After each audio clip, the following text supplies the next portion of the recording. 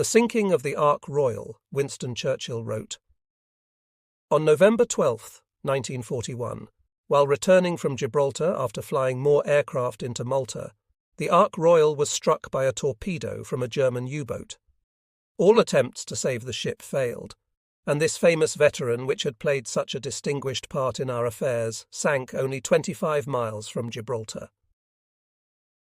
The ripples from that sinking must have spread very far, but perhaps apart from those on the ship itself, on which there was but one casualty, there were few more immediately affected than the pilots of 258 Squadron.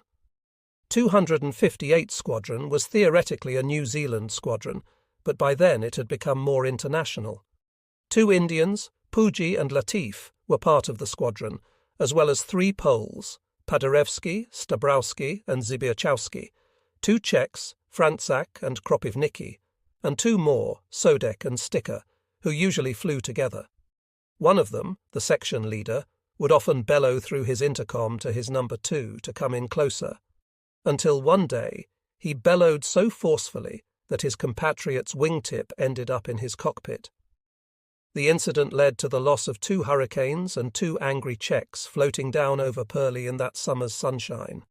There was also a French-Canadian, Hank Duval, who had been shot down in July during a fighter sweep. He managed to escape to Spain, return within the month, and was then snatched from the squadron by intelligence. The Ark Royal, sinking off Europa Point, left its mark on many, including the pilots of 258 Squadron.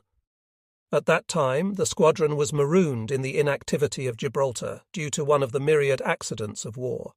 They had come and gone, men of many nationalities, in and out of this potpourri of a squadron.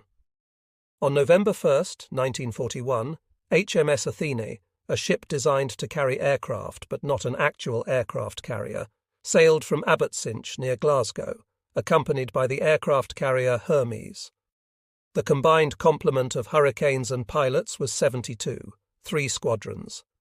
The plan was 2-staged. The first part involved flying aircraft in 2 batches off the flight deck of Ark Royal at a point X in the Mediterranean, 600 miles west of Malta to Luga Aerodrome. The second part involved the 72 Hurricanes flying from Malta to Alexandria, escorted by Blenheim aircraft. Squadrons 242, 258 and 605 were part of this operation. Coins were spun, and half of 605 and all of 242 embarked and took off for Luga, with only 34 of the 36 arriving. However, the sinking of the Ark Royal on November 12th halted the operation. As a result, 258 Squadron and the balance of 605 remained in Gibraltar. Many believed that the sinking of Ark Royal may have saved several pilots' lives who would go on to survive the war. The risks involved in the original flight plan were immense, as the route passed close to Axis-controlled territory. Gibraltar, in December 1941, was an uncomfortable place for the men of 258 Squadron, especially the sergeant pilots, who found themselves with little to do. There were 8 sergeant pilots at the time, including myself. The others were Canadians Keedwell and Scott, an Australian named Sheerin, and 4 Englishmen, Nichols, Lambert, Healy and Glynn, who, being the youngest, was nicknamed Junior. There was a noticeable distinction between officers and sergeants, but it was not as sharp on leaves or in active service. However, on the Athene and in Gibraltar, the distinction was more evident. Naval attitudes strongly opposed mingling aboard ship, and in Gibraltar many of the quality establishments were off-limits to non-officers. Despite this, friendships across ranks were common, and many officers were only recently commissioned. On December 7, 1941, the monotony was finally broken when Red Campbell, one of the American officers, came roaring into the sergeant's quarters to announce the stunning news that the United States was now in the war. The reaction was one of exhilaration, as enthusiasm filled the air. Among the sergeants was Bertie Lambert, a small, neat man from Middlesbrough with a baby face, always using Vaseline hair tonic. Then there was Pip Healy, tall with sad eyes, and Nicky Nichols, quiet and reserved. Kenneth Glynn, nicknamed Junior, had an engaging diffidence. The two Canadians, Scott, big and husky, and Keedwell, compact and relaxed, contrasted sharply with each other. Finally, there was Artie Sheerin, the uncomplicated Australian. As for me, my journey into the RAF began somewhat accidentally. My brother, whose ambition had always been to fly, had joined the RAF VR before the war. When the war broke out, he was called up and eventually remustered as an observer. Sadly, he was killed on a mission on his 23rd birthday. I had no ambitions to fly, but when I found myself with little else to do, I ended up signing up and, to my surprise, became a hurricane pilot. This section now ends with the reflection of the Athene sailing away from Gibraltar, bringing an end to 5 weeks of stagnation and boredom. Aboard Athene off the Gold Coast left to right, Lambert, Milnes, Bruce McAllister, Jock Thompson, Artie Sheerin, Roy Keedwell and Pip Healy. The next day we anchored at Takoradi in the Gold Coast and finally bade farewell to the faithful Athene, the goddess who kept the mystery of where she was going sealed within her bows, and on her decks, where our hurricanes, still salt-encrusted, stayed, as if they were to rust forever and never fly again. The Athene sailed away, taking our hurricanes, and no one knew where she was going, nor ever heard where she had gone. It was tremendous. Perhaps it was the Irish in me that found preposterous pleasure in what most would find discomfort. The higher the temperature, the thicker the mosquito swarms, the more romantic and satisfying Africa became. I didn't just see the lizards on the walls or hear the bullfrogs in the swamp as new experiences, but as proof positive that I was in Africa. Dear reader, I was aware of a powerful sense of déjà vu as I sat in the sergeant's mess in Takoradi, with the slow turning and stirring of the hot air like soup and native servants at my elbow. The spirits of Seki, Henty and Somerset Maugham seemed to cut off the past as if it had never been, and made the future an exact mystery, the red track leading upwards through the green. As I rested gingerly on the burning rail, soaked with sweat, my chest a torment of Dobie itch, my tan pith helmet harsh as a vice jammed down tight upon my head, I stared at that red track, which shone like steel after rain. I didn't see it as a short-lived road to some settlement behind the first green ridge, but as something virginal. The old world fell away from me, and I knew a freedom quite unimaginable before January 3rd, 1942. We became passengers on a Douglas DC-3. I even have the pilot's name, Captain Sherman, an American Airlines pilot, and the aircraft's number, 25623, written in my logbook. We flew inland from Takoradi, then down to Accra, and then to Lagos for refuelling. We lunched in the dry, burning heat in the walled city of Kano, strangely isolated in an empty desert. We spent the night in a private civilian club at Maiduguri near Lake Chad. The following day we flew for 6 hours across the barren deserts of what was then French Equatorial Africa, lunched at a mosque-like building in El Fasher in Sudan, and by evening were driving through a swarm of insects from the airfield of Wadi Sidna to Khartoum. These are small things now, but they were big things then. It seemed the most exciting, remarkable trip imaginable. All was new to us, and we had no idea where we were going. At every port of call, with tremendous urgency and organisation, a fleet of cars or a pair of trucks would race out and line up on the aircraft even before it stopped, as if each moment was vital. We would be whisked off with the least delay to waiting drinks and meals. It all created a feeling of tremendous purpose. Clearly, we had been selected for some dramatic exploit of enormous importance, too secret to be disclosed, but every moment felt vital. It was simply a huge adventure. We were in our prime, a dismembered squadron becoming one again. There were no rules in the stripped-out aircraft, no bounds, no frowning naval officers. Oddly, I can't remember where we thought we were going. I suppose we assumed it was to fly against the Japanese, but I wouldn't be sure of it. It was just a vast experience filled with zest, elation, excitement, and each stop offered a different race, different architecture, food and atmosphere, one step closer to solving the mystery. In the end, the urgency proved to be mere efficiency. Once in Khartoum, the sense of haste vanished. replaced by pleasant, easy days, convivial nights, and beautiful hostesses in long, clinging evening dresses on the rooftop gardens of nightclubs. The war seemed a splendid vehicle, and no one was complaining. The only danger was that someone might bring it to an end. A few of us went ahead of the main group to ferry Hurricanes at Port Sudan. The aircraft used to transport us was one of the 3 Vickers Welsleys, possibly converted, which jointly held the world long-distance flying record, 7,162 miles. It was piloted by one of the record-setting pilots, Sergeant Dixon. It was a long, thin aircraft, and we sat 3 in a line, like in a racing skiff. I did a lot of reflecting on that trip, which took nearly 4 hours. I remember thinking how long it must have taken to fly those 7,162 miles, staring at the whacking great radial engine up in front, listening to its drone, knowing it only needed a plug to start spitting, and we'd be sunk without a trace in the Indian Ocean or wherever. They must have been jolly tired, I thought, flying all those hours. It was bad enough flying a Hurricane doing convoy patrols up and down the Norfolk coast from Martlesham Heath. You got sleepy doing that, and even when you turned the oxygen full on, you nodded off. You'd wake up and find yourself heading down toward the drink, not 1,000 feet below. So you'd yank back the stick and tell yourself not to be a bloody fool. 1,000 feet wasn't much to play with. And blow me down, 10 minutes later, you'd nod off again. I wondered idly if that was how Phillips had gone with the first squadron I had been in, 3 Squadron, or George Allenby in 258 Squadron. George had been a friend of mine.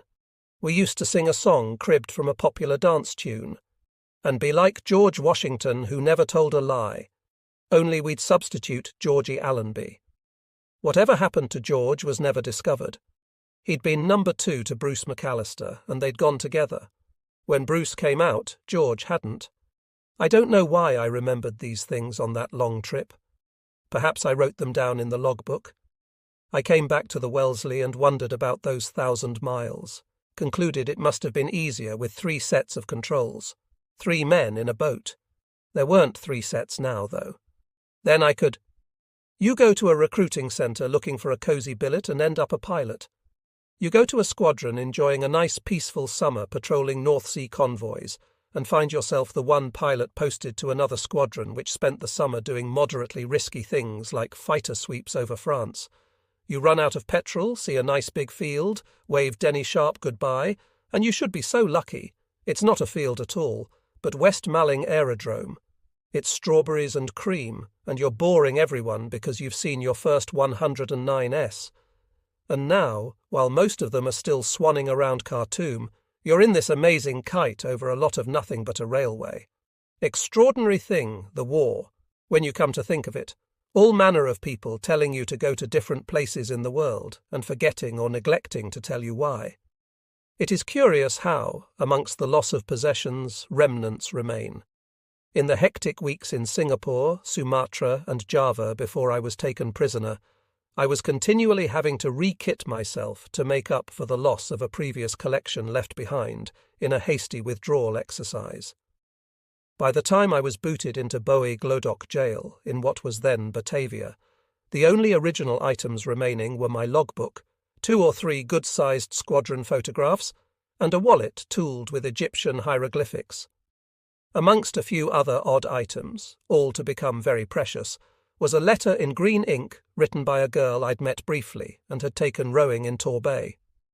The sergeant pilots, who were taken by the author Keedwell Scott, included Glynn, Lambert and Sheerin. They ferried Hurricanes at Port Sudan. Another, who meant a good deal more to me, had married Fatah ruefully in Sydney on my release from Japan 6 months earlier. There was also a very small photograph, which I must have taken, as I wasn't in it, of others who were part of the same or other Welsleys to Port Sudan.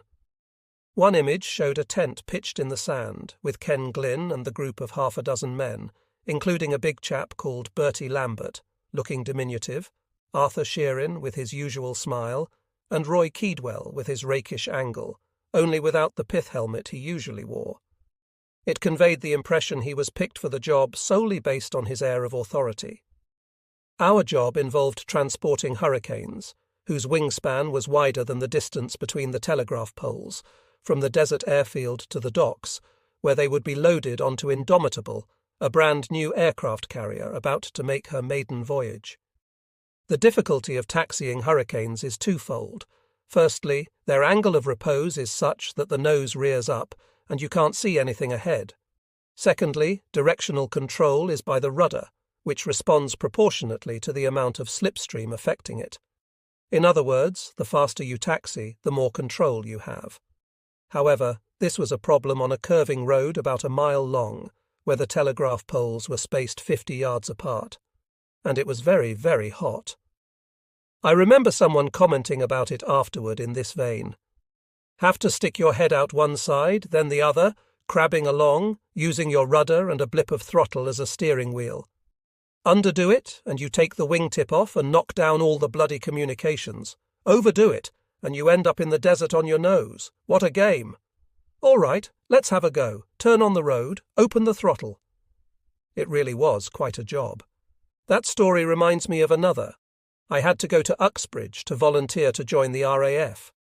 I became one of a long queue, inching along one side of a gloomy corridor, which hardly seemed to vary in length. As one man left to enter the interviewing room, another joined it from the world outside. On the opposite side of the corridor was another queue, hardly varying either, but it consisted of only 2 men. The man in front of me in my queue was a restive sort of fellow who kept casting envious eyes on the 2 across the way. At length he asked a question of a passing orderly, crossed the corridor, and became the 3rd man in the smaller queue. Within 10 minutes he had been interviewed and accepted. "Okay?" I called. "Okay!" he shouted back. "What are you doing?" I asked. "What do you think?" he shouts. "Not hanging around all day to join the RAF. I'm in the Navy." One wonders about the effect of that dot. On January 9th, 1942, HMS Indomitable, with John Morse in command, weighed anchor from Port Sudan to set off southwards down the Red Sea.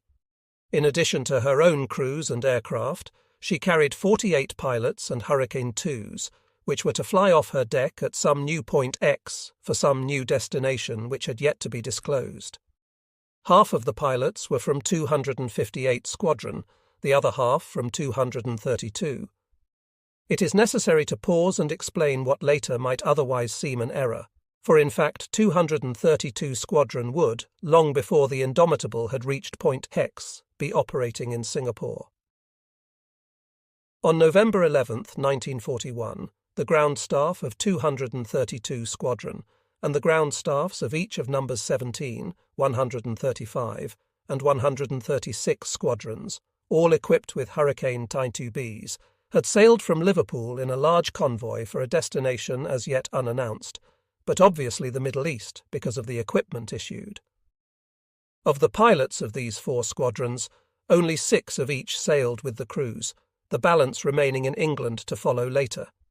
By the time the convoy had reached Durban, the Far East War had broken out, and the decision was taken that 232 Squadron should be detached from the wing of 4 squadrons, and the 6 pilots of each of the other squadrons actually in the convoy posted to it. Thus, a full squadron with 24 pilots, and in fact 51 Hurricanes allocated to it, could be sent by sea with all possible speed to Singapore. This smaller convoy sailed from Durban on December 24th, arriving in Singapore on January 13th, to be saved from destruction in a most determined bombing attack on approaching the harbour, only by a fierce tropical storm. By January 19th, the squadron was in action, operating from the 2 airfields of Seletar and Kallang. Meanwhile, the balance, 19 pilots, had left Euston, where they had been stationed, for Padgate and thence Greenock.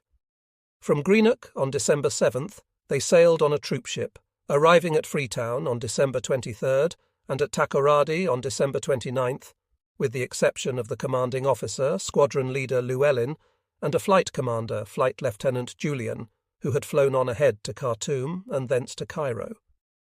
They were thus just 2 days ahead of 258 Squadron, and had travelled in the same manner by Pan American to Khartoum and subsequently Port Sudan, having from various sources picked up, as did 258 Squadron, the odd pilots necessary to make their numbers up to squadron strength of 24. The fortunes of these two squadrons were henceforth to be interwoven. Although each largely retained its identity, there was a degree of intermingling socially, yet never at any time a sense of integration and little more than passing interest in each other's exploits. Indomitable was quite a different kettle of fish from Athene. There was naturally a degree of segregation between sergeants and officers, but the gulf in quality of sleeping quarters was much diminished. One could sling a hammock anywhere, and in fact, after a day or two I abandoned mine altogether, and took to sleeping on a kind of shelf I discovered on the port side of the Indomitable. Being able to lie and hear the gentle hiss of a quiet sea 100 feet below and watch the stars swinging in the sky, I envied no one. It would be absurd to suggest I would not have preferred to be commissioned, but it was only a question of time and patience. In any case, I only had my own obstinacy to blame. I had been educated at a public school with officers' training corps, against which I took an initial, never-to-be-removed objection following the induction on my first day at school by a sergeant major, who pronounced that membership of the OTC was compulsory, and followed up by saying, "If you didn't bloody well like it, you'll bloody well have to lump it, won't you?" I decided then and there I wouldn't like it, and I'd lump it as little as I could. At my commission interview, I was regretfully obliged to announce that, for all of 5 years in an OTC, I had not even attempted AB certificate and had remained a private from first till last. But here at last, on Indomitable, a dividend was being paid to obstinacy. Instead of sharing some sweltering cabin on the starboard side, I was cool and fresh in my cubbyhole, afloat it seemed in the air itself, with salt in my nostrils instead of oil, and the light by which my thoughts were lit by the phosphorescence and the stars. These were the nights. The days were pleasant too. I played a lot of bridge and poker, but mostly the days were spent on deck, pacing with others, disbelievingly, the flight deck, refusing mentally to accept it was possible to unstick in so ridiculously short a length. There were a few odd incidents, but not too many, just one of note. Indomitable carried its own hurricanes for defence, which were catapulted off. Under their bellies were great hooks, which, when the pilot landed, caught in the arrestor wire, as it was accepted that it was impossible to land and stop a hurricane in the length of the flight deck otherwise. There was a man called Bats, who held in his hands 2 indicators like table tennis bats with long handles, not unlike those used for directing passenger aircraft into their terminal bays on landing. One of his tasks was to wave a pilot to go around again if he appeared to be overshooting. On this occasion Bats so instructed, but the pilot, either misreading the signal or preferring his own judgment, continued his approach. By the time he decided he had better go around again, it was fractionally too late. His hook caught in the arrestor wire at the precise moment he opened up his throttle. And there, for fascinating moments, the matter rested doubtfully. The hurricane stayed where it was, motionless, 10 feet above the deck, pointing to the sky like some huge bird straining at a leash, its engine roaring and its propeller creating a tremendous gale. The wire, on the other hand, taut as a V-shaped iron bar, resisted. It was clear neither would give way, and the expression on the poor pilot's face was a study in consternation. In the end, it was the propeller torque that settled things, slowly turning the hurricane to the port side of the ship where it was deposited, as the pilot throttled back, in the most undignified of positions, athwart a gun turret. But best of all were the many hours we spent sitting on the very front edge of the Indomitable. This was cambered in the most restful and convenient manner, and there was a little fence that provided a footrest all the way along. One was suspended over the sea and could feel the prow cut through the glorious blue of the Indian Ocean and watch the flying fish leap, scatter and fly like spitfires by the hour. Again we would comment, as we had in Khartoum, that really it was the most wonderful of wars, and the important thing was to see it never ended. On January 27th, having seen no land apart from the incomparably beautiful green and white foaming surf and the yellow-green palm-studded horseshoe of the Chagos archipelago, the 2 squadrons were summoned to a flight deck briefing delivered by the ship's commander. It had, of course, been accepted by now that it was the Japanese we were booked to fight, and here, on a blackboard erected on an easel, the commander chalked their advances so far as known.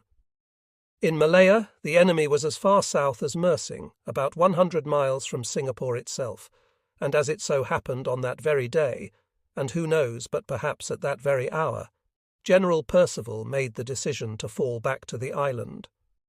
Meanwhile, in Burma, invaded from Siam, Moulmein had fallen.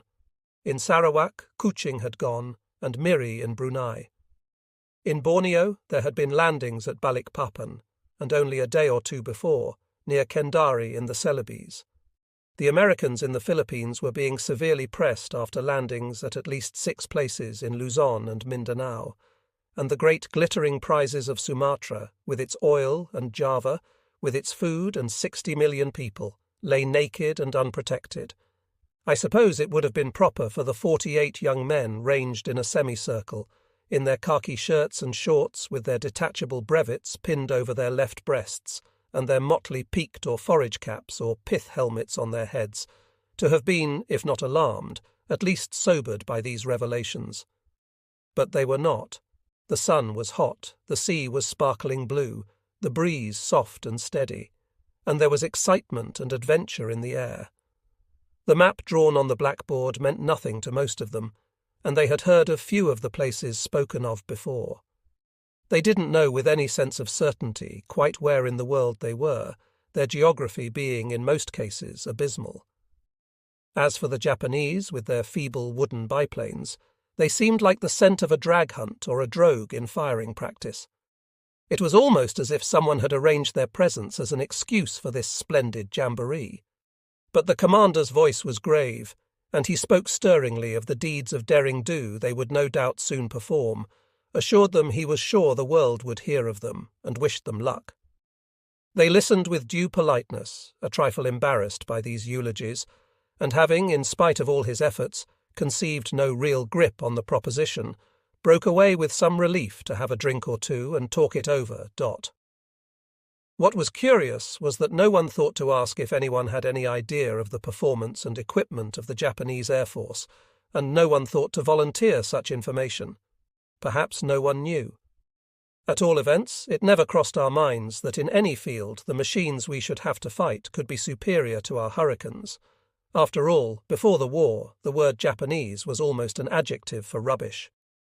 At dawn on January 28th, the first 16 Hurricanes were raised by the lift and packed herringbone fashion at the stern of the Indomitable, and by the time the day had broken bright and clear, and the sea had lost its greyness, we had run up our engines, checked our instruments, made sure our kit bags were secure in the bellies of the fuselage, and had stowed away the few odd pieces such as razors and revolvers in side pockets and camera gun mountings.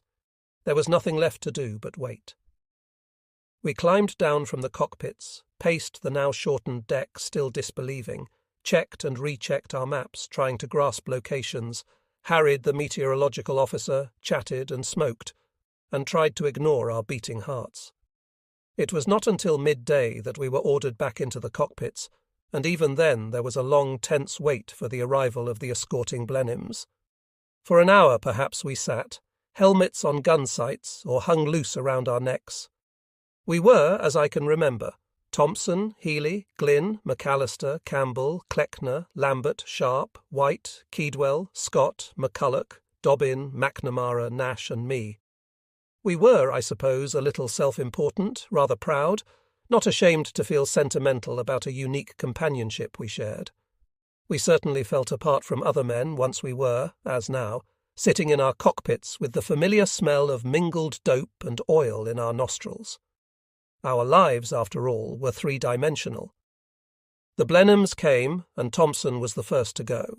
Squadron leader Jock Thompson posted to 258 quite recently, in fact barely 3 months before, replacing Clouston DFC, who had been a fierce dark man with a formidable personality, a name to conjure with in flying history, and who was, although we were yet to learn this, already in Singapore commanding 488 New Zealand Squadron.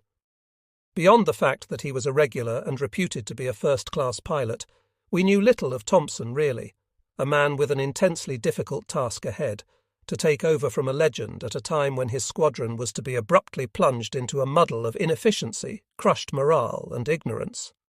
Anyway, off he went ambling, it seemed, along the flight deck, and was gone steadily, smoothly upwards. Ken Glynn, Jr. was his number 2. He taxied out and opened the throttle. Down came the nose, up came the tailplane. Along the pitiful length of flight deck roared the Hurricane, and at the end it dropped out of sight and disappeared. It was very disconcerting. Third off was a flight commander to whom I was, as very frequently, flying number 2, Flight Lieutenant Denny Sharp, piratically good-looking, with a wicked eye, heavy brows, uneven teeth, and a small moustache. I followed gingerly. There was a shade more room now that 3 aircraft had gone, that much longer of a runway, but Bats caught my eye and grinned, signalling me forward remorselessly. It seemed very unreasonable to waste those precious few yards which might make all the difference between what happened to me and what happened to poor old Junior, run over by an aircraft carrier. But Bats was implacable. Right to the very mark I was directed. Go. I opened the throttle with the greatest care, sliding my left hand very consciously along the box, keeping the brakes on for the last fleeting fraction of a second, then letting them go as I thrust the throttle fully forward. I remember the moment with extraordinary clarity, even after all these years. The sudden surge of power, the touch of rudder to check the slight swing to port, the exaggerated tightness of the cockpit straps, the closeness of my helmet, all dangling wires and tubes. I saw the control tower hurtle past on my right hand, and the sea of faces, the entire ship's complement except those on essential duty, watching. I felt a bump, a sickening downward sink, and saw with horror the sea rushing up to meet me. Then the Hurricane was settling in the air as if it were a cushion against disaster, lifting me up and up and up. I raised the undercarriage lever, the green light went off obediently, and by the time the red replaced it, I was turning anti-clockwise. The huge Indomitable was only a tilted postage stamp a long way below. Ahead and above was Denny, and higher still Thompson, and, miraculously, Junior already tucked in neatly on his left. I closed in on Denny, who grinned his wicked grin and stuck a thumb up. Looking down, I could see, like so many fluttering butterflies, aircraft streaming upwards from the speck below, and the otherwise empty sea was not empty after all. There was Christmas Island. We circled twice to form formation, then fell in behind the Blenheim, heading north for Java, with the sun on our left, high and burning hot. With the unaccustomed long-range tanks, the Hurricane felt sluggish and resentful, yet still willing. It was an aircraft that engendered tremendous confidence, easy and even to fly, tough, with a fabric fuselage but powerful riveted wings. I could feel it objecting to the load of those tanks slung like bombs beneath the main planes, much as a runner would object to a pack upon his back. We flew in comparatively loose formation, rising and falling in the air currents, glad to be sharing, after all this time, that curious intimacy of the air again. We had to keep radio silence, so all we could do was grin and make small signs at each other, and every now and then go through the exercise of counting. We were still 16. There was no land anywhere, and we were land birds. This vast expanse of cloudless sky and endless sea was faintly disturbing. The sun blazed on us, and as our bodies grew stiff and cramped, the left side of our faces burned red and sore, something not considered. Meanwhile, our petrol gauges showed us using fuel at a rate that made the Malta to Alexandria project, already thought suspect, look just damn silly. After 2.5 hours of flying, when I was just beginning to wonder, we saw the faint blur of Java. We lost height steadily, so that by the time we crossed the coast, we were low enough to fly over the vivid red and emerald landscape, lower than a ridge of hills on the starboard side, before we roared over Jakarta, then Batavia, with its red roofs and parks, its fine buildings, its busy streets, and its canal flowing leisurely through the very centre of the city. We closed formation, beat up the civilian airport of Kemajoran with triumphant insolence, broke into pairs, and landed without mishap. There was a welcoming committee and a marvellous light meal set out on a long, thin table. There were Malays to serve us, dressed in sarongs and tunics, wearing curious hats like washerwomen. There was copious light Dutch beer. Outside on the tarmac, seen through the glass wall of the dining room, were our 16 Hurricanes, safe and sound, and my very own No. 212. And for the first time in my life I was, although I don't believe the expression had by then been invented, a VIP. Kemajoran Airport, Jakarta, then Batavia. It continued through the evening. From the airport we were driven to the wheel riders' barracks, later dubbed the bicycle barracks, and to become a Japanese prisoner of war camp, where we bathed and changed, impatient to sample Java. The cars waited and then took us to a club called the Holland House, where an equal number of pretty girls had been imported to keep us company. There was a band and dancing, plenty to drink, but something was missing, something we had never felt lacking in England. It was lack of confidence. An air of fatalistic gloom possessed many of these pretty girls. Although we were not to know it when we landed, Java was already lost to the Japanese. There was no will to fight, and not the least hope of victory. As one of the girls, Trinie Venema, whom, curiously, I was to see again from the back of a truck when a prisoner of war heading for some work site, said to me, "We are glad to see you, and your aeroplanes look good, but you are so few, and the Japanese so many, and soon you will all be gone." In fairness to Trinie, there were only 16 of us landing that day, and naturally I could hardly explain that 32 more were to arrive on the next. In the event, only 31 arrived, and it was generally assumed that one must have suffered mechanical trouble after taking off from Indomitable and put down in the sea. We had had prior and strict instructions that, as it was impossible to land a Hurricane on the deck of an aircraft carrier unless it was equipped with a hook for catching on the tripwire arrestor gear in the event of engine failure, no attempt must be made to land back on Indomitable. One was to ditch in the sea and hopefully be picked up. By an extraordinary coincidence, I was to meet the first lieutenant of Indomitable on my way back home after the war was over, and to discover two things. Firstly, that some rather harrowing bombing in the dockyard near Hiroshima, where I was to spend getting on for 3 years, had been carried out by aircraft off Indomitable. Secondly, that the vanished 48th pilot had indeed had engine trouble, taken a look at the Indian Ocean, found it not at all to his liking, and, ignoring the instructions, successfully landed wheels down on Indomitable, after only about 40 hours on Hurricanes. It was early when we took off the following morning, only 15 of us because one of the Hurricanes had some mechanical defect. We lost Java almost immediately on takeoff and flew low over the narrow Sunda Straits, which are breathtakingly beautiful, studded with tiny islets of bewitching loveliness. The surf the same green and cream of the Chagos archipelago, and with brilliant palm groves inset in the golden sands. We flew low and we stayed low, crossing the forbidding Sumatran coast, where there is no beach but the sea comes in under the mangroves, which quickly merge with jungle, and where the surf can be seen flickering through the trees. We flew all the way to Palembang, barely above treetop height across a strange new land of plantations, swamps, and muddy villages. We flew so low we could see wondering faces upturned towards us, and steamy mist wreathing through the branches of the forest. We startled flocks of birds and wild game which ran away in terror. We saw our first villages on stilts in swamps and paddy fields, and everywhere animals and birds and brown men and women stopped what they had been doing to take note of us. We felt like gods, and it would be foolish to pretend otherwise. We were gods as we flew in our loose formation 50 feet above the branches of the highest trees. Our bodies were in their prime, eyes, ears, hearts, lungs, blood, all tested and found perfect. And to this superbness of our health and youth was added the zest of power, the thrill of danger, the taste of luxury, the awareness of uniqueness, and the blessed boon of rare companionship. We were not 15, but a 15, an entity of individuals who saw themselves as only individuals to each other, but otherwise an elite brotherhood, 15 men in 15 hurricanes roaring across the primeval forest, sharing a common mood.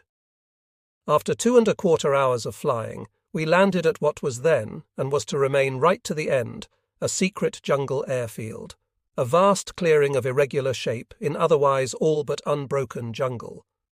This we were to call P2 to distinguish it from the civilian airport 40 or 50 miles to the northeast, serving the oil town of Palembang, which we were to call P1. P2 had little to offer but its secrecy, quite without buildings and with few facilities, but it was to prove of vital importance and save many lives, including my own.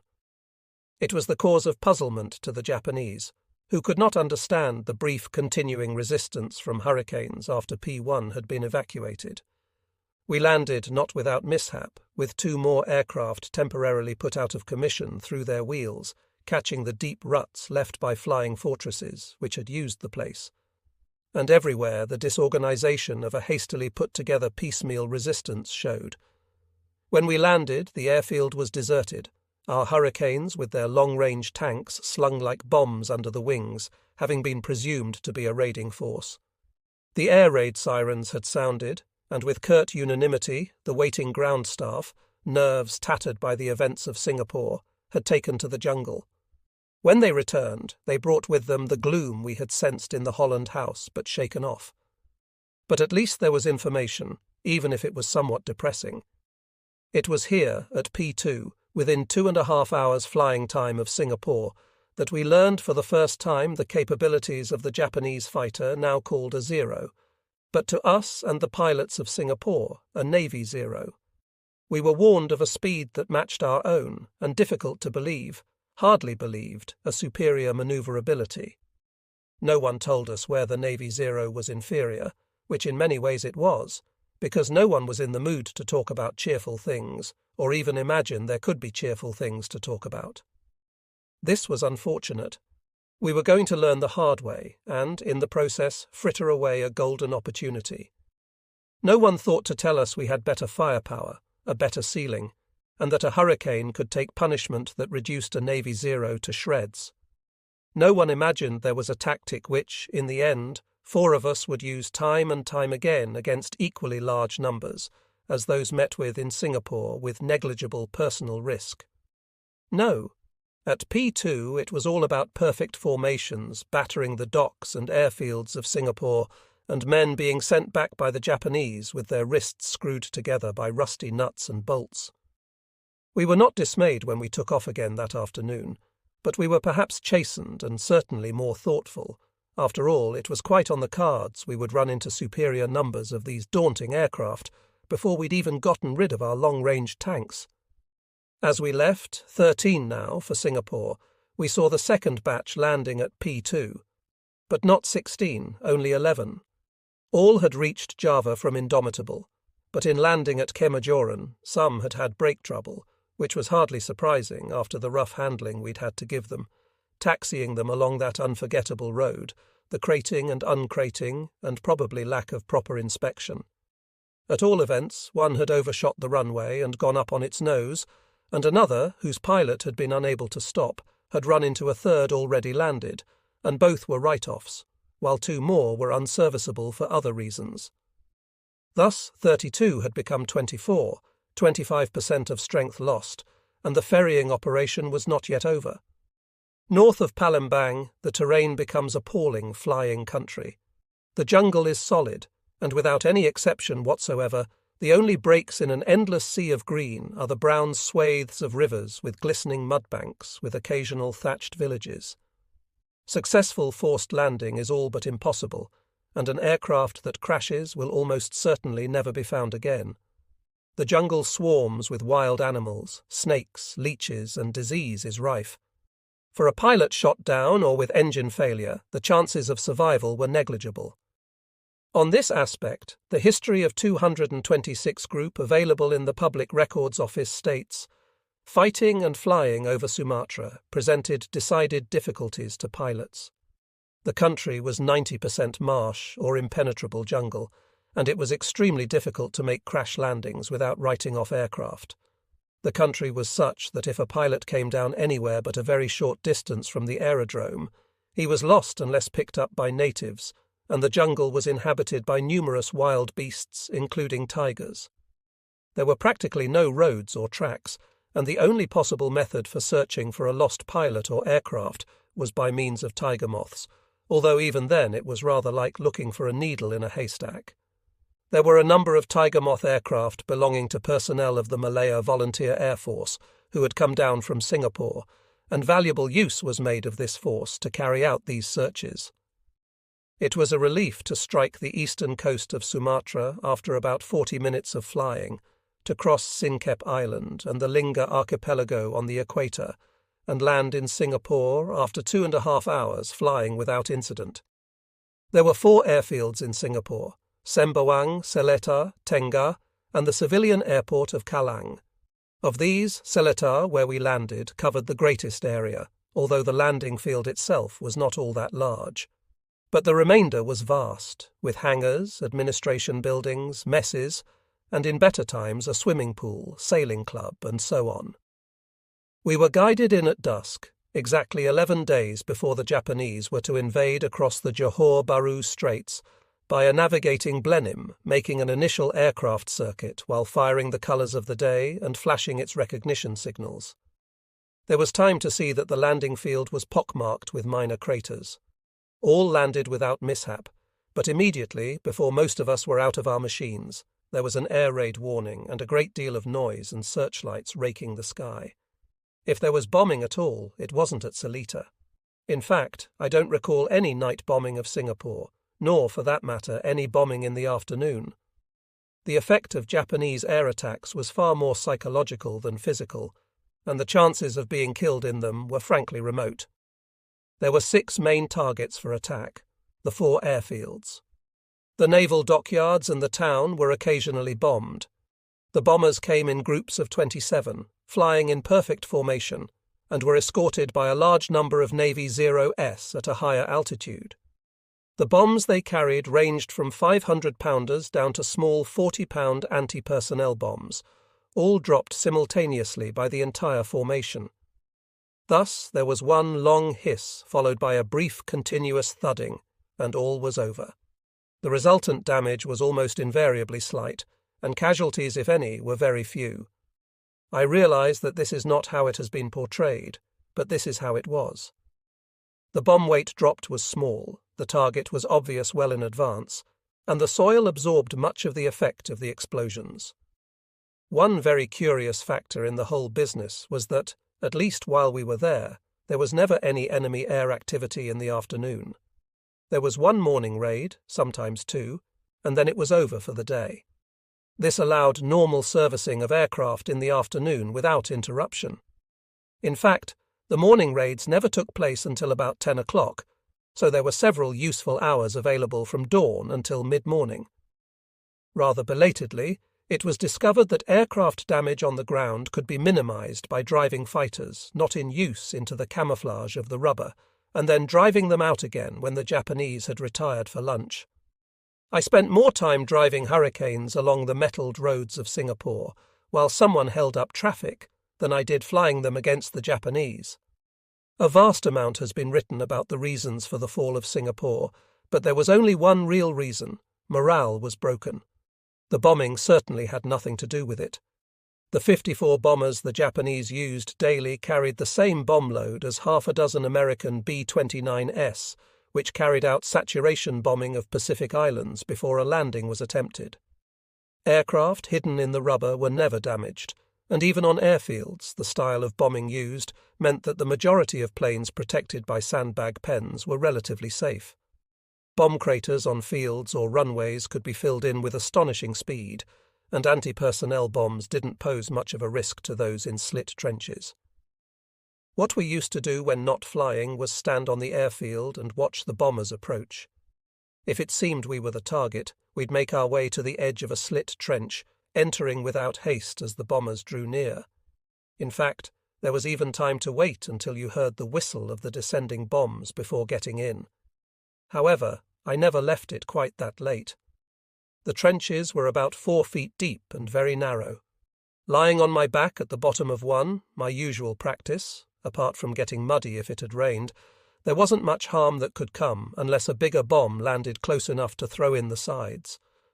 A 40-pound bomb explodes, throwing shrapnel, but it cannot reach the bottom of a trench only 15 inches wide and 4 feet deep. It must bury itself into the soft sides above you. At least, that's how we calculated it. The trouble with these sorts of comments is that one runs into a herd of sacred cows, which are not only tough to move, but also make you unpopular when you try. Still, there's not much point in writing factually about personal experiences if you abandon the facts when they seem inconvenient. Singapore, Sumatra and Java fell not because of any vast preponderance of men and arms by the Japanese, but because the men who could and should have fought them off lost their courage, their morale was broken, or they were cowards. These are different ways of describing the same thing, although there is a difference between being a coward, losing morale, or losing one's courage. Unfortunately, the result is the same. You don't defeat the enemy, they defeat you. It's human nature and good wartime politics to provide convincing excuses to hide shameful and unnecessary defeats. The guns of Singapore pointed in the wrong direction, the water supplies were cut off, and the bombing was unendurable. In my personal view, it wouldn't have made the slightest difference if all the much-vaunted guns of Singapore had pointed in the right direction. The Japanese didn't cross the Johor Bahru Straits in battleships, they crossed in sampans and rowboats. The big guns' shells would have either whistled harmlessly overhead and thudded into the jungle, or knocked a few off here and there. The water supply wasn't on the northern edge of Singapore, it was in the middle. If an enemy can cross a mile of water with an inferior force, take half the island, nothing will stop them from taking the other half. And if Pip Healy could walk out from the sergeant's mess with a glass of beer in hand, observe an approaching bombing formation, calmly place his glass on the slit trench edge, duck down while the bombs fell, and then finish his beer without it even beginning to get flat, there was clearly little cause for alarm. The first territory the Japanese took and then lost was Attu Island in the Aleutians. It was defended by 2,000 men, and when the Americans set about recapturing it, they did so without naval or air support. After a bombardment far greater than that in Singapore, Attu was attacked by 20,000 well-equipped Americans, and after 3 weeks it was retaken. Not one Japanese soldier was found alive. Singapore, on the other hand, was garrisoned by a force of about 70,000 men, and it was attacked by a smaller, less equipped Japanese force that rushed through Malaya, astonished at its own speed. These are the facts. Churchill wrote, Prime Minister to General Wavell, the 10th of February 1942. I think you ought to realise how we view the situation in Singapore. It was reported to the Cabinet by the SIGs that Percival has over 100,000 men, of whom 33,000 are British and 17,000 Australian. It is doubtful whether the Japanese have as many in the whole Malay Peninsula, namely 5 divisions forward and a 6th coming up. In these circumstances, the defenders must greatly outnumber Japanese forces who have crossed the straits, and in a well-contested battle should destroy them. Wavell replied, General Wavell to Prime Minister, the 11th of February 1942. The battle for Singapore is not going well. The Japanese, with their usual infiltration tactics, are advancing more rapidly than they should on the west of the island. Morale among some troops is not good, and none is as high as I would like to see. Everything possible is being done to instill a more offensive spirit and optimistic outlook, but I cannot pretend that these efforts have been entirely successful so far. I do not think that Percival has as many troops as you suggest. He probably has 60,000 to 70,000 at most, which should still be enough to handle the enemy who has landed, if the troops act with sufficient vigour and determination. Means it's us this morning, sir. That made no sense. That circle must have encompassed the whole of Singapore. So I asked him what he meant. It's what they do, Sarge. They send a kite ahead and draw a circle where they're going to bomb. They'll be here in half an hour. And he set off towards the rubber with no more ado, with the rest of them, after a momentary hesitation, straggling after him. I was simply poleaxed, and Bruce McAllister was livid. "Come back!" he shouted. They paused, looked at each other, and came slowly back. "Did you know?" Bruce said. with a cold kind of anger which, afterwards when I recalled it, I found astonishing. "That there happens to be a war on?" "Yes, sir," one grumbled. "No sense in standing around getting bombed," another muttered. "Sir," stormed Bruce. "Sir." "You've just arrived, Sarge," another dared to me, obviously considering me easier meat. "You haven't had it like we have." I remember glancing at the sky and noticing that the ring was already broken, its remnants drifting off, and the bright speck had either vanished or I couldn't pick it out anymore. And I remember feeling then something I hadn't felt before, for all the gloom of Trini and the ground staff at P2, the prick of fear. And suddenly everything was quite different. For the first time I felt the presence of a race of whom I hadn't met one, the Japanese. Suddenly, the rubber bordering the airfield wasn't just a perimeter, but a screen and refuge. I was suddenly afraid. But more than being afraid, I was astonished. I had been afraid often enough before, and, in fact, imagined that I was peculiarly vulnerable to fear, while others, on the whole, apparently were not. Fear I had always regarded as a personal secret of which you were ashamed and which you covered up, but I had always thought fear in war was beside the point. It was something you had to live with, something that didn't control your actions. That was what war was all about, or at least one of its rules. I looked back from the empty sky, which suddenly seemed to hold the same sort of menace as does a sea where there is reason to suspect enemy submarines, to the small knot of bronzed and very nervous men with dirty hands and oil-smudged faces. I was puzzled about what, if anything, to do, and so was Bruce McAllister. This puzzlement was evidently read by the ground staff as acceptance of their point of view, for to a man they turned again and headed for the rubber. "Get your gun out," I heard Bruce say, and to my surprise I saw that he already had his revolver in his hand. I fumbled for my own, with a feeling that the situation was extraordinarily unreal. "Stop!" shouted Bruce to the backs of the departing men. They stopped, turning their heads. "Come back!" he ordered them. They came slowly back. When they were near enough, Bruce said, "Anyone who heads back that way again until I've said he can is going to be shot." There was a pause. I think we both felt the same as we stood there, pointing our revolvers at that knot of unhappy men, uncomfortable and embarrassed. It looks very convincing when one sees this sort of thing in films or on television. When it happens, it doesn't feel convincing at all. It feels melodramatic. And one feels personally ludicrous and gauche. I know I made some sort of contribution, but I can't remember what it was. I do remember what Bruce said, and I remember exactly how he looked. He was in a khaki shirt and shorts and wore, as we all did under our brevets, the squadron emblem, a small silver fern. His blue RAF peaked cap was at a jaunty angle, but the jauntiness stopped there. He was perplexed but determined, a gentle, easy-going youngster forcing himself to adopt a role which, until a few minutes before, would have been unimaginable and for which he felt totally unsuited.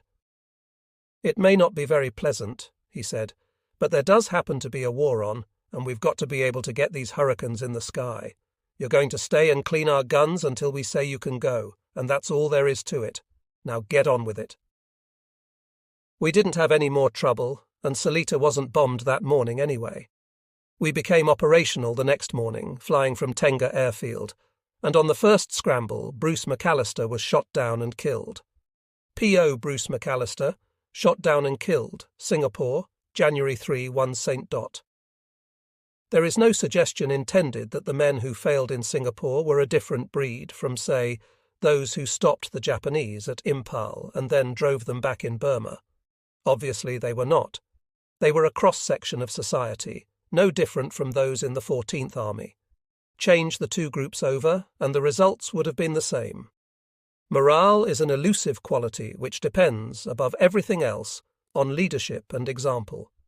Without it, an army is hardly different from a ship without engine or rudder, blown by the winds of rumour and drifting in the currents of despair. I never felt, in the short time I was in Singapore, that there was any sense that there was a leader or any coherent plan. apart from the rusty nuts and bolts through released captives' wrists, which a lot of people talked about but none I met had ever actually seen, and tales about civilians driving with their cars loaded up with golf clubs to the docks, leaving them available for anyone to take their pick, there wasn't a great deal that went by way of conversation. Such small hopes as were entertained depended on the faint expectation of vast, magically procured reinforcements, which would do the job that those already there had decided was beyond them. No doubt the easy-going, high-flying way of life of both civilians and servicemen in the months and years before the war had a good deal to do with the humiliations in Malaya and the Dutch East Indies. No doubt, too, the intermingling in an active theatre of war of mainly executive-class civilians and servicemen was unhelpful. But whatever the causes, the plain fact is that by the time we arrived in Singapore, it was a doomed island. Had there been a Winston Churchill to emerge in time, it is just possible that a change could have taken place, altering the course of the world's history. Perhaps it would not be unfitting to end this comment by quoting his own words to Wavell in his dispatch of February 10th, although, reading between the lines, one senses he had abandoned hope. The battle must be fought to the bitter end at all costs. The 18th Division has a chance to make its name in history. Commanders and senior officers should die with their troops. The honour of the British Empire and the British Army is at stake. I rely on you to show no mercy to weakness in any form. With the Russians fighting as they are and the Americans so stubborn in Luzon, the whole reputation of our country and our race is involved. It is expected that every unit will be brought into close contact with the enemy and fight it out. No. 258 Squadron made its first operational flight against the Japanese on January 31st from Tenga Airfield, having flown all serviceable Hurricanes earlier that morning the 4 or 5 miles from Seletar. These amounted to 8 in number and encountered an enemy force, certainly 10, and quite possibly as many as 20 times in number, against whom they had no previous combat experience. 2 of the 8, flown by McCulloch and McAllister, were shot down. McCulloch managed to survive, a practice he would become known for. 3 other aircraft, flown by Kleckner, Sharp and Nash, were shot up but managed to make it to Sembawang. 1 Japanese bomber and a Navy Zero were shot down.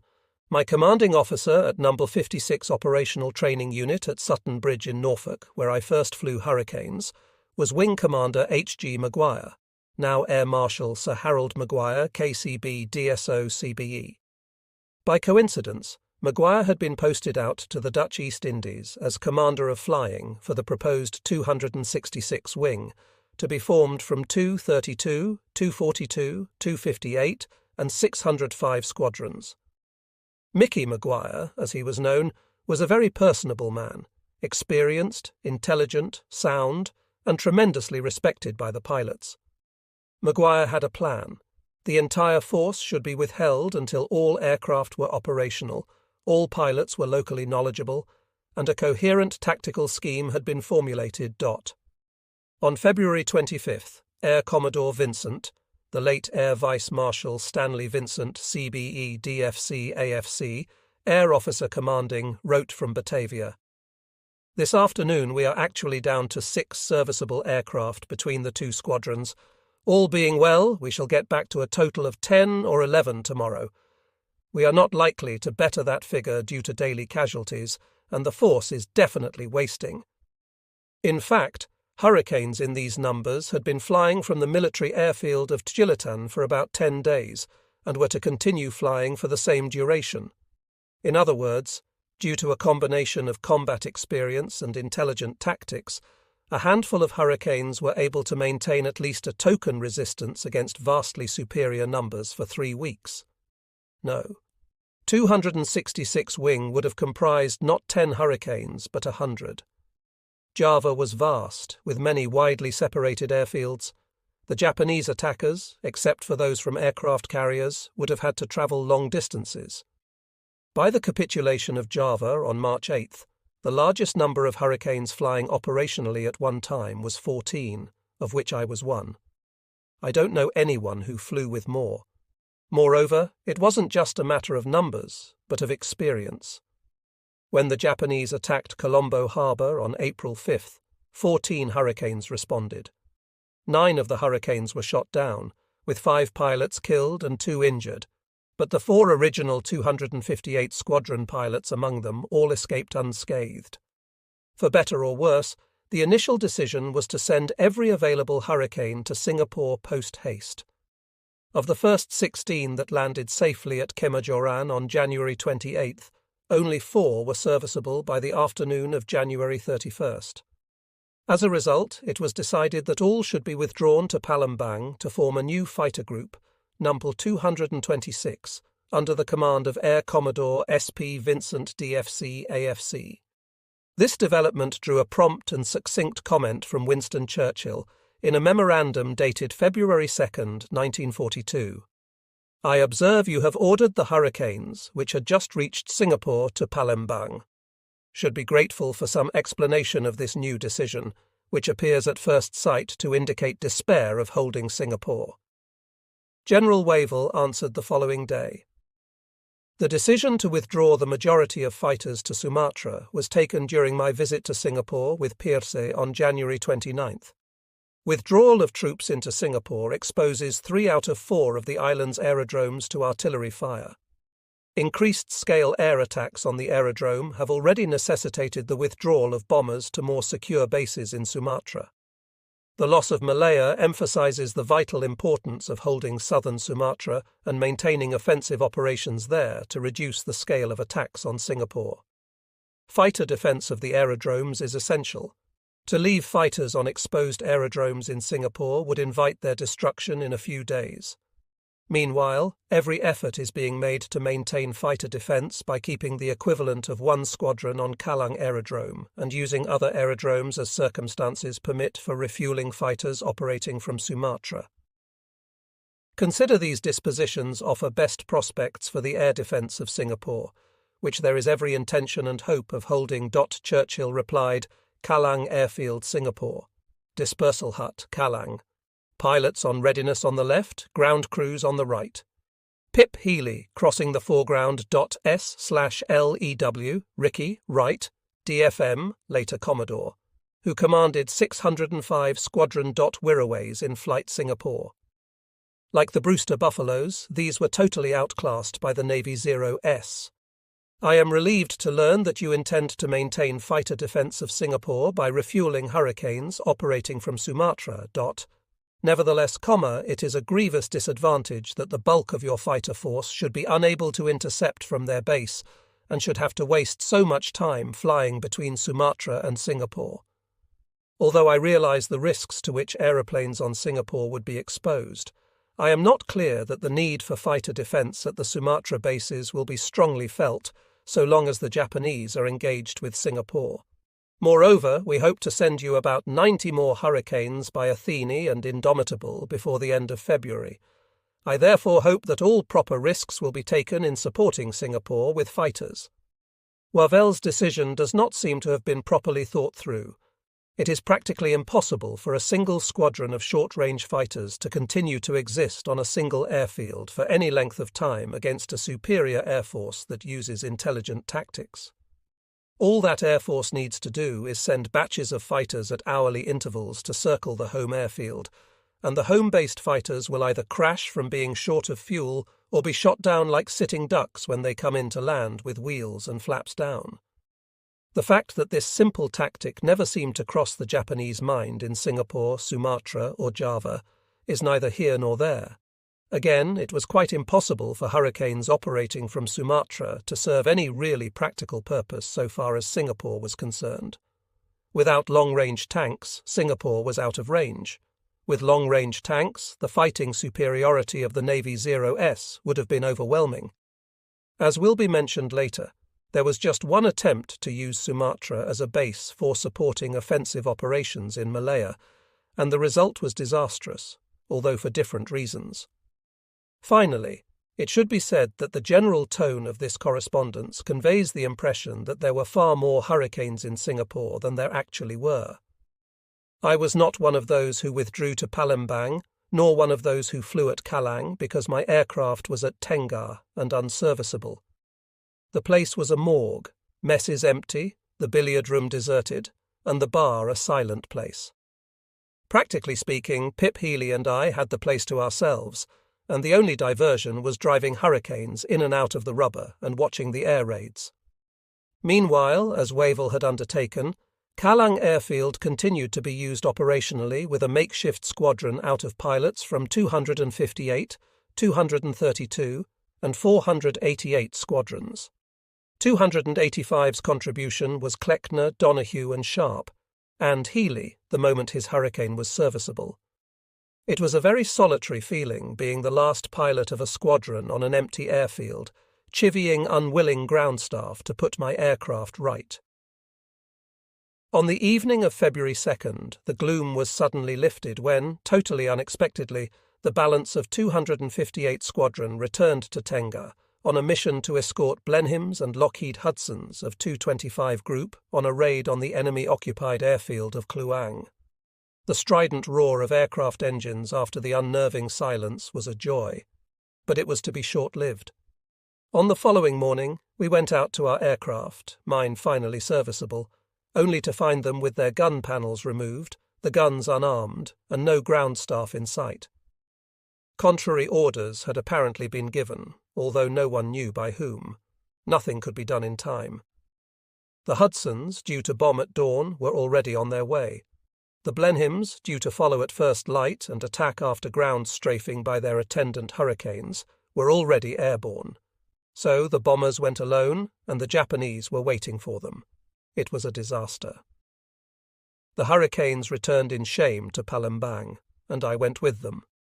We had a last look at doomed Singapore, which we had done nothing to assist. There were oil tanks ablaze, and smoke was drifting lazily over the island, which was defeated even before it was invaded. I remember raising my hand in a melodramatic gesture, but then it felt like a melodramatic moment. Meanwhile, the squadron at Kallang continued to operate, and not unsuccessfully. Curiously, and distinct from elsewhere, the ground staff was pugnacious.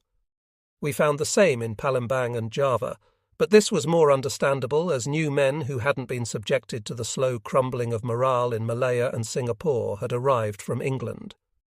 But the ground staff at Kallang, with the Japanese already on the island, and with the other airfields occupied or under shell fire, found a sense of purpose that allowed flying to continue until February 10th, when the last of 258 Squadron withdrew to Palembang, Donahue, Kleckner and Sharp.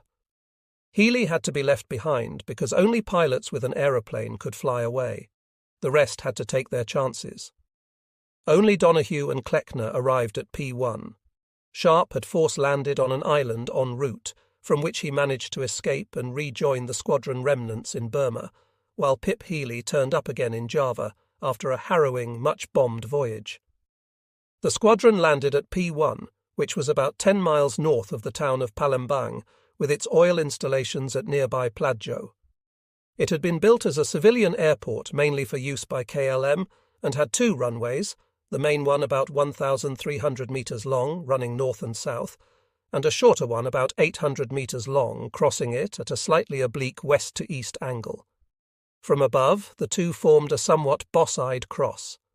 The road from Palembang ran northwards, passing by the west side of the airfield and very near to it. In the southwest corner, pretty much at the end of the main runway, was the airport terminal building, a modern glass and concrete structure that we used as a dispersal building. The airport had been carved out of thick, wet jungle, except that to the east the ground rose to a low, more open ridge behind which lay thin scrub covering swampy ground. The northeast angle between the two runways was also thick jungle and swamp. Unfortunately, it was not possible to disperse aircraft in the rubber as in Singapore due to the wet nature of the ground. Hurricanes on readiness were parked along the narrow strip between the main runway and road, and in the equally narrow strip south of the smaller runway. Additionally, there was a dispersal area for unserviceable or damaged aircraft in a large oval cut out of the jungle with access to the smaller runway. This was furnished with pens to protect parked aircraft from attack by air, except on the access sides. These pens were standard wherever the RAF operated, and were tremendously effective in reducing damage from strafing or bombing attacks. When one sees film of the attack on Pearl Harbor, with the neat straight lines of meticulously parked aircraft, one wonders at the thinking.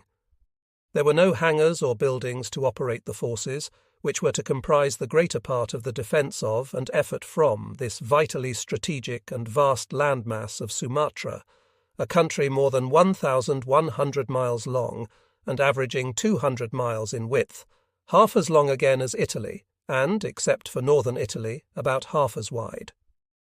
As Air Commodore Vincent, reportedly the only man to have shot down a German aircraft in both World Wars, wrote when compiling the history of Tu-26 Group on February 2nd, accommodation at P1 Aerodrome was non-existent.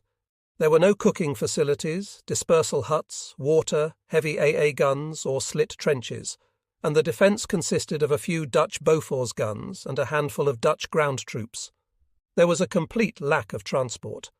The position improved slightly later, but there were substantial deficiencies throughout operations in Sumatra and Java. Not only was it extremely difficult to find sufficient transport for ground personnel, but there were no vehicles for use by defence personnel, making it impossible to move rapidly during an attack. The Dutch had a small operations room in Palembang with a single poor telephone line to the aerodrome connected to the duty pilot. No lines were available to dispersal points. The position was not and could not be remedied owing to a lack of equipment. RT to aircraft was most unsatisfactory. The transmitter was in the Navy building some considerable distance away, and any transmissions had to be sent over the telephone to this building and then transmitted by someone else, sometimes a Dutchman, who was quite unaccustomed to this work. The receiver consisted of a small private wireless set in the operations room. This set was heavily influenced by the daily heavy electrical storms. The ops table consisted merely of a 500,000 map with a small number of observer corps posts marked on it, and there were no means of plotting enemy or friendly aircraft or any other information. The observer corps consisted of a number of posts arranged in 2 concentric circles around Palembang, one at a 50-kilometre radius and one at a 100-kilometre radius. Additionally, there were a few posts considerably further out, one at the north end of Bangka Island, one at the mouth of the Moesi River, and one at Tanjong Pinang Island just south of Singapore.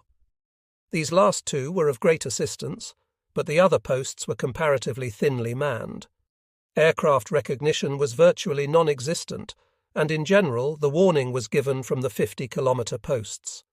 This provided very little time, about 5 minutes, to sound the alarm and get the fighters in the air.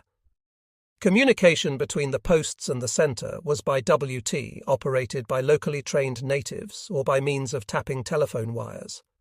There was no RDF, radio direction finding, and no DF for homing aircraft, and in bad weather this deficiency was a serious handicap, particularly in view of the daily tropical storms that made flying extremely unpleasant and homing very difficult. There was no VHF. The aircraft were fitted with HF sets, which were in many cases unsatisfactory. Hurricane toolkits were almost non-existent, necessitating servicing aircraft with any tools that could be locally purchased or made. Aircraft spares were similarly scarce, and supplies of ammunition, particularly AP, armour-piercing and de-wild, were extremely low, as were glycol and oxygen supplies. There were no battery charging facilities at the aerodrome and no battery chargers for the aircraft. 258 Squadron Hurricane aircraft were serviced by Buffalo ground crews, and all these factors contributed to a low state of serviceability. The majority of pilots were straight from OTUs, operational training units, and with the exception of the CO and 2 or 3 flight commanders, all pilots were completely inexperienced operationally servicing a Hurricane at Palembang. The only point of difference I have with this admirable analysis, so far as 258 was concerned, is the comment on operational experience. The majority of its pilots were not straight from OTUs, although some were, and, for example, I personally had about 160 operational hours on Hurricanes. I would have said this was considerably more than quite a number, if not the majority, of other pilots. Again, it was not correct that apart from the CO and 2 or 3 flight commanders, all pilots were completely inexperienced operationally. The squadron, apart from its normal duties of convoy patrols, had spent much of the previous summer on daily fighter sweeps over France, where it had seen some limited action. Moreover, quite a few pilots, including myself, had been with other fighter squadrons before joining 258. In general terms, the squadron was certainly rather green, although I believe this could have been considerably mitigated if the Maguire formula had been adopted, which would have enabled the squadron to perform far better than under the circumstances it was in. The Vincent analysis gives an indication of the extreme difficulties under which the squadron had to operate. Of all the many problems, the one relating to radio communication was the most serious. When one thinks of the Battle of Britain, one visualizes organized operational tables where WAAFs trained under the control of experienced officers, plotting the approach of enemy aircraft and giving the defending fighters reasonable, if not ample, time to put themselves into an advantageous attacking position. One thinks of commanding officers or flight commanders receiving a stream of information, allowing them to make decisions and issue instructions. However, there was nothing like this in Sumatra, and it was only marginally better in Java. It was not merely that radio intercommunication was always bad, sometimes it did not exist at all. One flew deaf and dumb over hundreds of miles of impenetrable and unbroken jungle, where each mile looked identical to the rest. The only way of getting back when lost was to fly until one found a river and hoped it was the Moesi, which it by no means always was, then fly along it until one spotted Palembang. One could watch in horror as a friend was about to be attacked by a Navy aircraft, powerless to warn him. There was no way to inform others about insufficient fuel to reach base or a faulty engine in hopes of being located by a search party. This grave lack of communication had extraordinary and disastrous consequences. Furthermore, due to a lack of a sufficiently early warning system, pilots were almost invariably at a disadvantage when encountering the enemy. If one was not actually running to one's hurricane and taking off in the physical teeth of strafing Navy aircraft, one was still busy retracting wheels, climbing hard, or catching one's breath. On the ground, conditions were sometimes strange to the point of comedy. A damaged aircraft would land, and ground staff would race out to it, not to assist the possibly wounded pilot, but to steal the oxygen cylinder from its belly to equip another waiting hurricane, whose fuming pilot couldn't take off without it. A good hurricane might land, but a wheel catching in the wet, sticky ground after a torrential downpour could cause the pilot's attempt to turn it accurately to fail, leading to collisions with another hurricane, rendering both unserviceable. From all the above, it is clear that the two hurricane squadrons operating from P1, with P2 available as a standby airfield, were ill-equipped and unprepared to meet any immediate challenge in strength from the Japanese. This was unfortunate, as Sumatra had the potential to become a significant thorn in the enemy's side. A glance at any physical map will show that Sumatra's terrain is dreadful, far worse than, for example, Vietnam. Without interruption, the east coast of the southernmost 700 miles of Sumatra is swamp, extending about 70 miles from the coast. When the swamp yields, it yields to swampy jungle, teeming with wild animals, snakes, scorpions, insects, disease, and pestilence. Huge forces of Japanese could have been swallowed up, and the land would have fought for the defenders. The only possible ways for the Japanese to assault Sumatra and capture its vital oil supplies, as well as the two airfields necessary for sustained air attacks on Java, were either to unload troops into invasion barges and send them up the wide and often unprotected rivers, or to drop paratroops. Command of the sea would enable them to do the first, and command of the air would facilitate the second. It is now glaringly obvious, and should have been to those whose responsibility was to prepare against attack, that it is mind-boggling that it apparently never occurred to anyone. There were, to my knowledge, no river barriers, no strategically placed machine gun nests, and no preparations whatsoever against waterborne attacks. As Vincent has made clear, there were also no ordered plans for rushing seasoned troops to counter paratroop attacks, which would obviously be limited in scale. In the event that the Japanese did attack by river and by dropping paratroops, they suffered the most hideous casualties. However, had there been a substantial force of hurricanes to strafe them instead of a mere 7 or 8, and a ground defence of even modest substance, that invasion would have been easily crushed. It is a salutary thought that another dozen or so hurricanes would probably have done the trick. What was needed was a pause, and it had been assumed there would be one. Winston Churchill, and for that matter the pilots of 258 and 232, believed that the Japanese, bent on the reduction of the biggest prize of all, Singapore, would spare little thought or material for Sumatra. There was believed to be a window of opportunity to bring the state of readiness up to a reasonable level, to practice tactics, to become familiar with the terrible terrain and, at times, equally terrible weather. By collating all available information on the performances of enemy aircraft and Japanese tactics, they aimed to be ready for the onslaught. These hopes were to be brutally swept aside. The flight from Singapore on February 3rd had been made in the early morning, and in the afternoon, as was the rule, it rained in torrents. Later the rain abated, but for a while the sky remained almost entirely covered by heavy, threatening clouds, with only a small break to the north. We, the pilots, sat in a line on chairs on the veranda in front of the terminal building, facing the end of the north-south runway, chatting and smoking. The readiness state, that is to say the list of pilots on duty to fly that afternoon, was chalked on the glass. I was not listed, having been on readiness through the morning, as there were insufficient serviceable aircraft for more than about every other pilot to be able to fly. As we sat there, watching the steam rising from the runways as they dried in the stifling heavy heat, we were likely thinking and talking about doomed Singapore, from which we had just escaped by the skin of our teeth, and the fortuitous fact that, with all that was going on around us, we were still unharmed. We were conscious that we represented the approximate total defence, apart from a handful of native troops, of an island that was large enough to drop the whole of Italy onto and still leave plenty of space around. We talked about how it would be after a few days to get ourselves organised, and when the expected reinforcements of hurricanes still in Java would arrive. Whatever it might have been at the time, conversation switched when we heard the note of aircraft engines. There were sounds of satisfaction.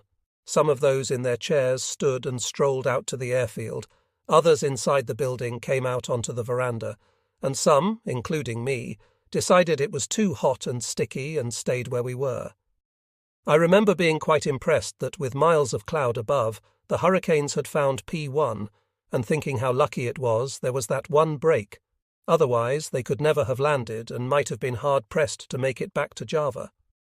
It was then that we saw the first of the hurricanes break into view in the small blue gap to the north in the mass of sullen clouds, which otherwise roofed the sky.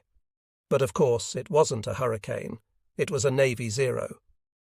We watched the first, and then one by one the others, still tiny specks, lazily pouring through the gap, diving on us in the traditional beat-up. It was the expected thing on arriving at a new station, to beat it up. It told everyone you were arriving.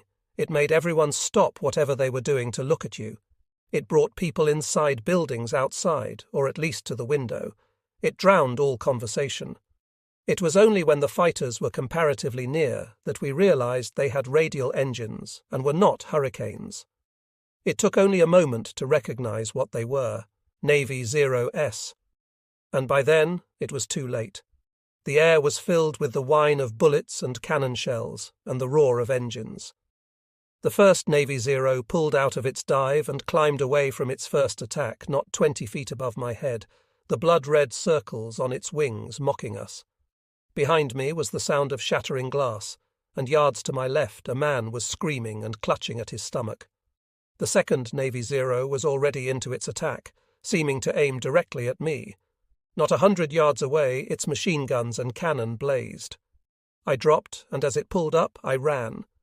P1 was filled with running men, pilots on readiness running to their aircraft, ground staff rushing out to help them in and start them up, others with no purpose in remaining running for the jungle. I began to run, and then had to stop, if briefly, because a few yards away I saw something which seemed quite incredible. Red Campbell was standing calmly, revolver in hand, aiming at the next Navy Zero. It was useless, of course, but not just a gesture. One does read of men who have no fear, but they are very rare. Campbell was one of them. There is something very different between being a helpless recipient of general bombing, such as a city's inhabitants have to endure, and being the specific target. While the danger in the latter is obviously much greater, there is much more to occupy one's mind than simply crossing one's fingers and hoping for the best. There was certainly a lot of drama in that first blooding of this particular kind of warfare. There were one's friends taxiing past at dangerous speeds and tearing down the runway to do battle. There were the strafing Navy 0S, the shriek of aircraft, the shattering of glass, the spatter of machine guns, the pop of cannon, and now the slow kudumph, kudumph, kudumph of the Bofors guns. Then there was the heartening chatter of Brownings. There were air battles to witness against the backdrop of the heavy cloud, a Navy Zero hurtling earthward in a screaming dive into the jungle, a hurricane eluding a Japanese fighter that had been sitting on its tail, apparently pumping bullets into it, another hit showing the thin white thread of leaking glycol thickening, yet managing to land. And there was Campbell, nerveless, reloading his revolver. When the fracas died down, I went back to the veranda and, picking up my chair which had fallen over, saw there was a neat bullet hole through one of its chromium legs. I went into the terminal building, and there was damage everywhere. The readiness situation chalked on the glass was in pieces on the floor. I tried to make a jigsaw to find out who was flying. The Bofors guns had fallen silent, and the sky was clearing fast of clouds. I went out again, and now there were no aircraft to be seen, only the more distant sound of them, and men were fast emerging from the jungle. Although I do not remember this myself, there was an ironical result from the strafing that might have made the Japanese smile had they been aware of it. Apparently there was a splendid picture of a line of British battleships, white ensigns proudly flying, hung on a wall of the terminal building. By the time the Navy 0S had finished with us, this impressive piece of propaganda was hanging at a drunken angle, threatening to hit the floor at any instant. This would not have mattered much, but for its caption, "The downfall of the dictators is assured." Curiously, the attack had been an almost total failure. Of the aircraft that managed to get airborne, all landed safely, mostly at P2. A few ground staff personnel were killed and wounded, but none of the aircraft on the ground were damaged. We were not always so fortunate. In fact, one of the worst days of all was the next, February 4th, when the airfield was again attacked in a raid much better planned.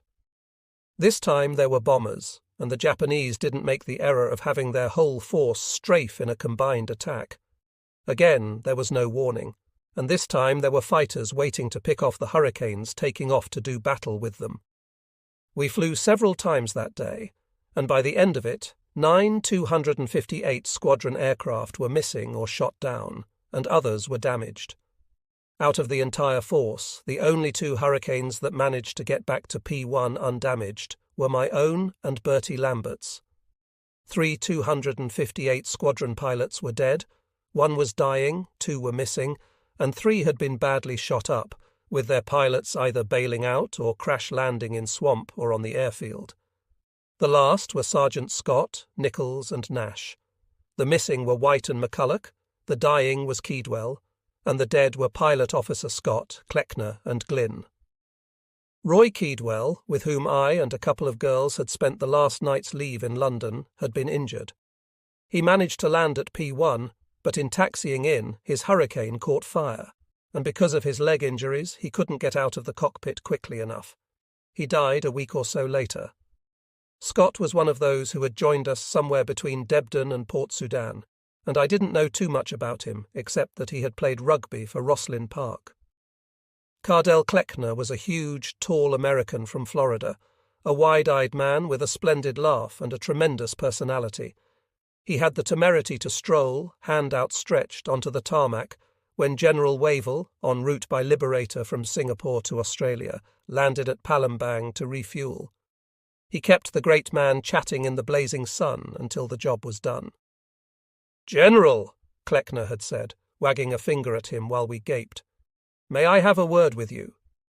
And Wavell had let him have his word, or many words, all about why we were going to lose Singapore, what we should have done in Singapore, and where we went wrong in Singapore. Wavell had listened attentively and had been heard to respond more than once. "Thank you very much. That's a very good point you've made." When it was all over, Kleckner had wound up with, "Well, sir, nice to have met you." And by then the Liberator was refueled, and Wavell didn't even make it to the terminal building. But by the evening of February 4th, Kleckner, like Scott, was dead. Power diving, engine roaring, straight in. Glynn was dead as well. Ken Glynn, whose father commanded a naval ship, but had to take a bucket with him on the bridge for the first few days. Ken Glynn, Jr., who strangely had at last broken his duck the previous evening. Ken Glynn, the much-loved baby of the squadron. That evening was macabre. It was our practice to meet in the restaurant of the Luxor Cinema in Palembang. We arrived in dribs and drabs. No one knew exactly who was flying that day or where everyone had been. Thompson had a piece of paper on which he wrote names as we arrived. When, after a long gap, no one else arrived, we sat down gloomily to eat. The experiences of White and McCulloch, who returned a few days later, brought a lighter note, even if tinged with regret. The terrain south of Palembang was much more open than to the north, and although it was bad flying country, it did at least offer.